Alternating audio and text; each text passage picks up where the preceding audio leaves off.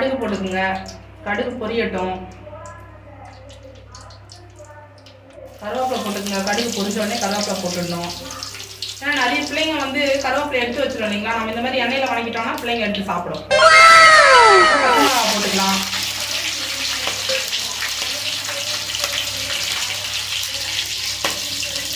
அதுக்கப்புறம் இந்த குழம்புக்கு வந்து பூண்டு வந்து முழுசா போட்டால் இன்னும் நல்லா இருக்கும் சரிங்களா. தட்டியும் போடலாம், ஆனால் இந்த குழம்புக்கு வந்து முழுசா போட்டு அதை ஒவ்வொன்றா எடுத்து சாப்பிடும்போது நல்லா டேஸ்ட்டாக இருக்கும் சரிங்களா.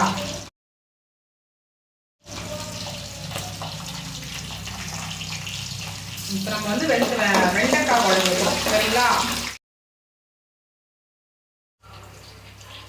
அடுத்து வெங்காயம் போட்டுக்கலாம்.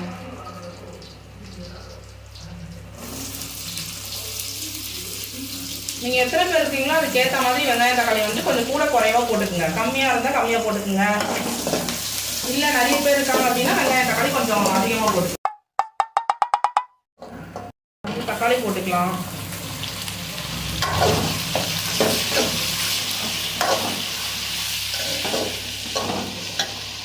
ஒன்றும் இல்லை, நம்ம மீன் குழம்பு வைப்போம் இல்லைங்களா, கருவாட்டு குழம்பு வைப்போம் இல்லைங்களா, அந்த மாதிரி தான். கடைசியாக நம்ம மீன் போடுவோம், கருவாடு போடுவோம். அதுக்கு அடுத்து இது வந்து வெண்டைக்காய் குழம்புன்றதுனால கடைசியாக வெண்டைக்காவை போடுவோம். நான் உப்பு வந்து வெங்காயம் தக்காளியிலே போட்டுருவேன் சரிங்களா, ஏன்னா அப்போ தான் சட்டுன்னு வணங்கும். வெங்காயம் தக்காளியிலே உப்பு போட்டிங்கன்னா சட்டுன்னு வணங்கிடும்.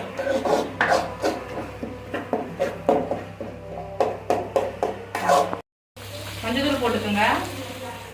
அப்புறம் மிளகா பொடி போட்டுக்கோங்க. உங்களுக்கு எவ்வளோ காரத்துக்கு தேவையோ போட்டுக்கோங்க. ஏன்னா நாங்கள் பச்சை மிளகாவும் போட்டிருக்கோம். எங்களுக்கு தேவையான அளவுக்கு நாங்கள் காரம் போட்டுட்டோம். நீங்கள் நிறைய காரம் சாப்பிட்றீங்களா இருந்தால் காரம் எக்ஸ்ட்ரா போட்டுக்கோங்க.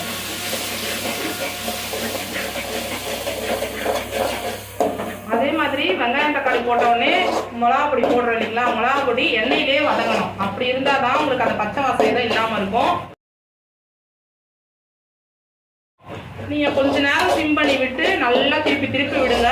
அது அப்படியே எண்ணெய் பிரிஞ்சு வரும். அதுக்கப்புறம் தான் நம்ம தண்ணி ஊற்றுறது காய் போடுறதுலாம் பார்க்கணும் சரிங்களா. எண்ணெயிலே வதக்குங்க. நாங்கள் எடுத்துட்டோம். மிளகா பொடி வந்து எண்ணெயிலே வதங்கிடுச்சு. வதங்கினதுக்கப்புறம் நம்ம வந்து புளியை கரைச்சிக்கலாம். நம்ம எவ்வளோ புளி எடுத்தோமோ அவ்வளோ கரைச்சிக்கலாம்.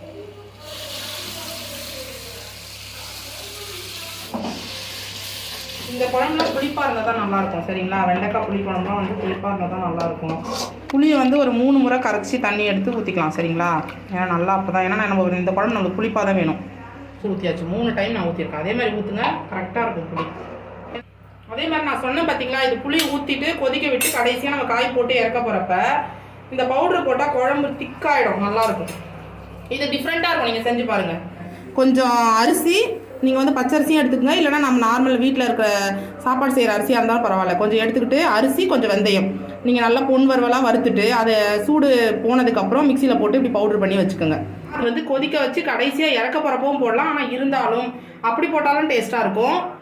அதுக்கப்புறம் இப்படி போட்டாலும் டேஸ்ட்டாக தான் இருக்கும். ஃபுல்லாகவும் போட்டுக்கலாம் சரிங்களா. ஏன்னா வந்து இப்போ உங்களுக்கு வந்து திக்னஸ் கிடைக்கும், நல்லாயிருக்கும். வெண்டைக்காய் வந்து குழஞ்சிடுச்சு அப்படின்னு சொல்லுவாங்க இல்லைங்களா, உடஞ்சிரும். ஒரு சிலருக்கு வந்து குழம்பு வச்சாலே அது உடஞ்சிரும். அதுக்கு ஒரே ஒரு டிப்ஸ் நான் சொல்கிறேன். இந்த மாதிரி ஒரு தவாவை வச்சுக்கோங்க. தவாவை வச்சுட்டு அதில் வந்து வெண்டைக்காவை வந்து உங்களுக்கு என்ன சைஸ் வேணுமோ அந்த மாதிரி நீங்கள் கட் பண்ணி போட்டுட்டு கொஞ்சம் நேரம் அப்படியே சிம்மில் வச்சுட்டு, இல்லை ஃபுல்லாக உங்களுக்கு ஃபாஸ்ட்டாக வச்சு கூட நீங்கள் வந்து திருப்பி விடுங்க சரிங்களா. கீழுக்கும் மேலுக்கும் திருப்பி விடுங்க. திருப்பி விட்டுட்டு கொஞ்சம் இந்த வழுவழுப்பு தன்மை போய் ஆறுங்க நல்லா கொதிச்சிச்சு. இந்த டயத்துக்கு வந்து நம்ம வெண்டைக்காவை போட்டுக்கலாம். ஓகேவா, போட்டு கிண்டி விட்டு பாருங்க. முட்டையை வந்து கிராச்சஸ் பண்ணிக்கிறேன்.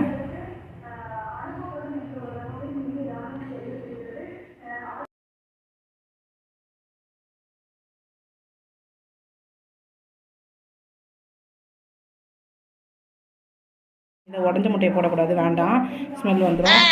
இந்த 4 முட்டையை மட்டும் இப்போ வெண்டைக்காய் போட்டு கொஞ்சம் நேரம் கொதிக்க விட்டாச்சு. இந்த டயத்தில் 4 முட்டையை போட்டுக்கிறேன். ஓகேங்களா, அவ்வளோதான். முட்டை போட்டாலும் நல்லாயிருக்கும் சரிங்களா. ஏன்னா முட்டையை வந்து கிராச்சஸ் பண்ணி போட்டிருக்கோம் இல்லைங்களா. இதில் வந்து உப்பு காரம் எல்லாமே இதில் வந்துடும் சரிங்களா. இதுவும் ஒரு டேஸ்ட்டாக இருக்கும். இப்போ நம்ம கொஞ்சம் நேரம் மூடி வச்சுக்கலாம். 5 minutes later. வெண்டைக்காய் காரக்குழம்பு ரெடி ஆகிடுச்சா. கெட்டியாக இருக்குது பார்த்தீங்களா, அதான் அந்த பவுடர் போட்டால் கெட்டியாகிடும். ஓகேங்களா, இப்போ இப்போது நம்ம சாப்பாடு போட்டு வச்சிட்டோம். சாப்பாட்டில் குழம்பு ஊற்றிடலாம்.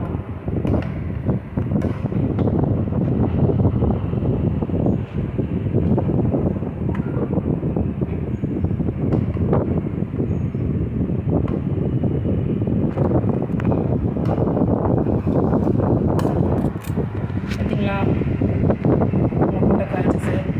அப்புறம் வெண்டைக்காய் வந்து சட்டுன்னு வந்துடும். பூண்டு நான் சொன்னேன் இல்லைங்களா, பூண்டு, முழு பூண்டு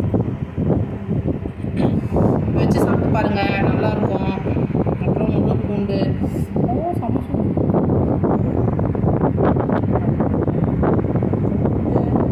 கொஞ்சம் முட்டை, ஓகேவா? சாப்பிட்டு பாருங்கள், எப்படி இருக்குன்னு சொல்லுங்கள். ஆனஸ்டான ஒரு கமெண்ட் கொடுங்க. இதை சாப்பிட்டு முடிச்சுட்டு கடைசியாக ரசமும் வச்சு, ஏன்னா நம்ம வந்து எப்பயுமே கடைசியாக டச்சப்பில் இந்த ரசம்